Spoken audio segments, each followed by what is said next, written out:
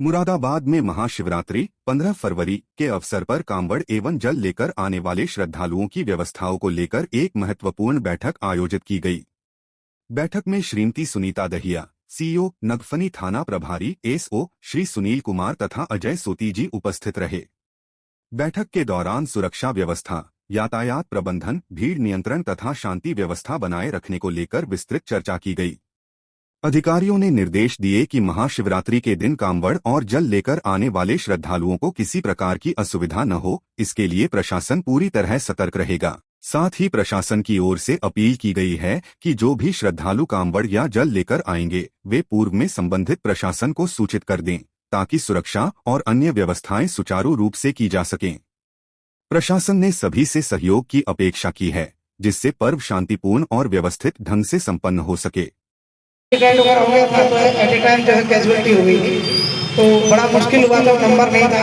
तो हम लोग बस यही है कि आप लोगों को सुविधा कैसे दे सकते हैं, इसलिए हम पहले एडवांस में आपसे पूछते हैं। उसमें अगर कोई भी जत्था लेके जाता है तो एक बार थाने में जरूर अपना पूरा प्रॉपरली पूरी अपनी लिस्ट हमें दे दीजिएगा कि इतने जत्थे में 25 लोग हैं, 10 लोग हैं, 12 लोग हैं, उसकी एक लिस्ट विद मोबाइल नंबर और गाड़ी नंबर हमें जरूर दीजिए। हमें पता रहेगा ताकि हम लोग भी अपडेट रहेंगे और आप लोगों की कुशलता लेते रहेंगे। अपने यहाँ से कोई जत्था अभी है जो संज्ञान में डालने लायक है?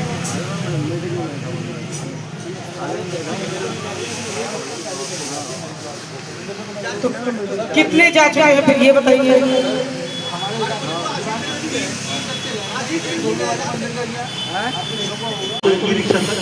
मोटरसाइकिल ई रिक्शा सब निकल तो एक रास्ता और बच जाएगा मंदिर की तरफ से इधर आने का, थोड़ा जाम रहता है।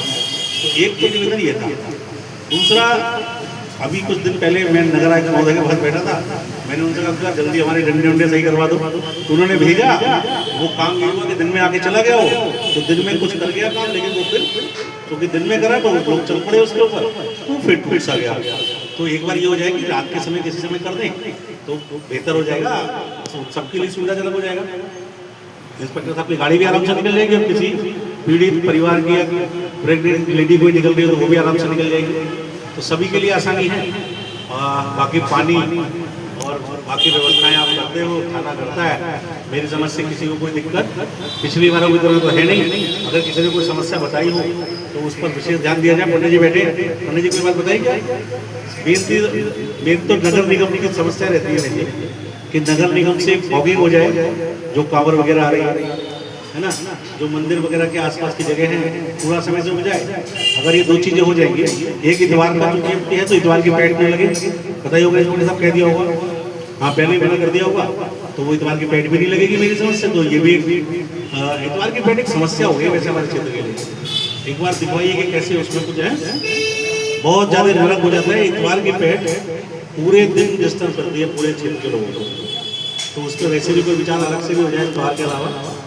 और मेरी समझ से होली से पहले एक मीटिंग होगी, इसी बीच में वो शुरू हो जाएंगे। हाँ, इसी बीच में आप वो शुरू हो जाएंगे, रोजे वगैरह शुरू हो रहे हैं 18 तारीख से। हाँ, तो वो भी सुबह शाम की एक गश्त और व्यवस्था बनानी पड़ेगी बहन। और 9 दुर्गे शुरू हुए तो वो भी नहीं, 9 दुर्गे तो होली के बाद है।